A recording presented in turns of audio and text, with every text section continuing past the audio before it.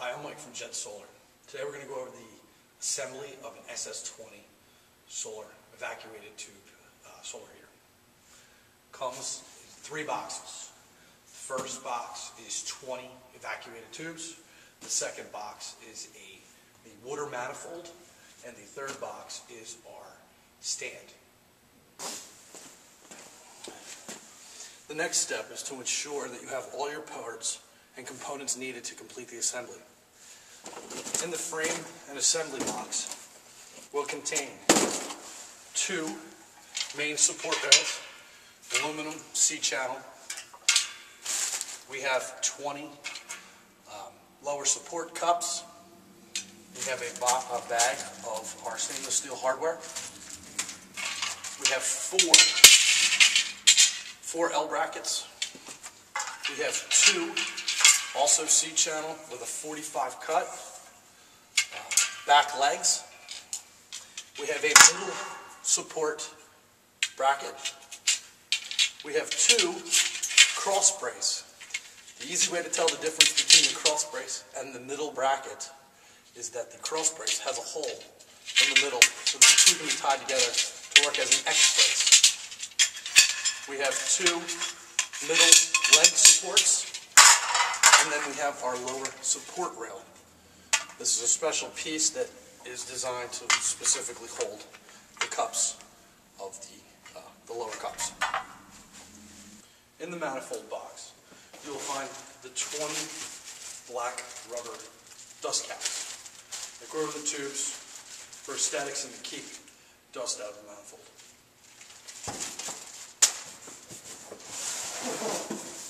The manifold is wrapped plastic wrap.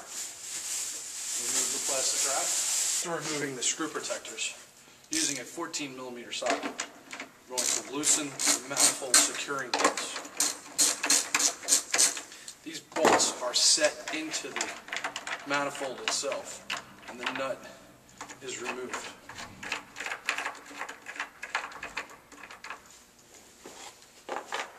After accounting for all your components, first thing you want to do is take the manifold out of the box. After you remove the screws or the bolts, nuts, you want to lay it out on a piece of some type of covering. I like to use the box. The unit comes with a very high polished finish, and we want to protect that for the homeowners.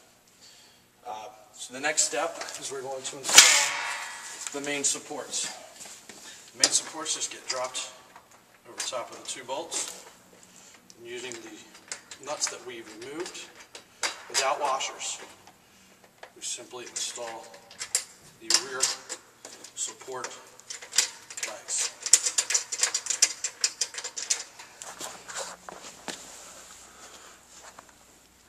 As you can see, the 2 bolts simply drop it over top.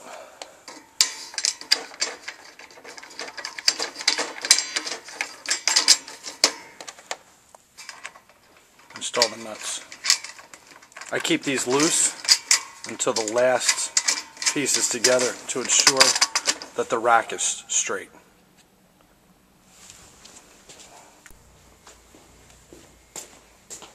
First step is to secure the middle support brace.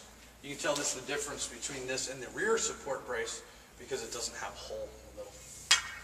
And then put this on what will be, the unit is upside down right now, what will be the face of the unit, using the 1-inch bolt supplied hardware. We'll simply go through the washer, stainless steel nut. Again, I like to keep it hand tight until I can ensure that the unit is square. Another 1-inch.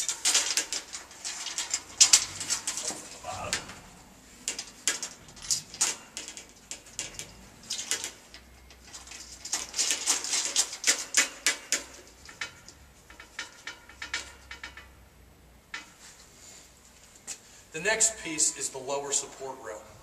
From the factory, the holes are drilled so that the top of the support rail is approximately 53 inches from the bottom of the manifold.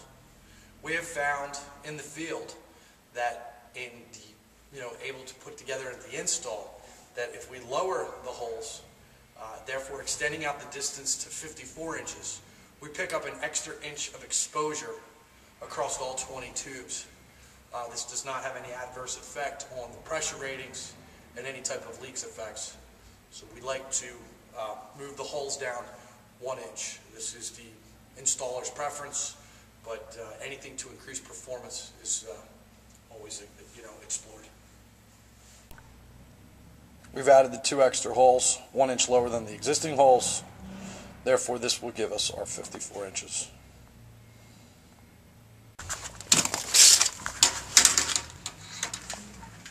Holes have been made, and we are now at 54 inches.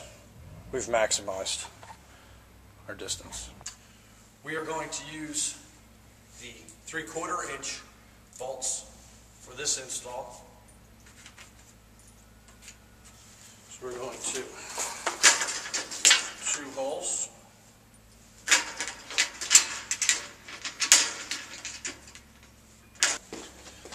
The next step is to secure the rear support legs. The rear support legs have a 45-degree cut located on one of the sides. We use the 2-inch bolt. We place the 45-degree cut in the main support leg frame. And simply slide the 2-inch bolt through.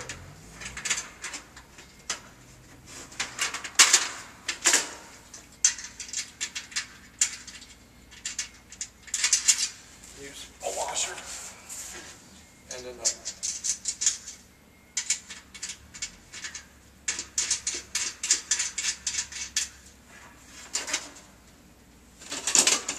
The next step is to support it with its leg support rail using the 1-inch stainless steel bolts.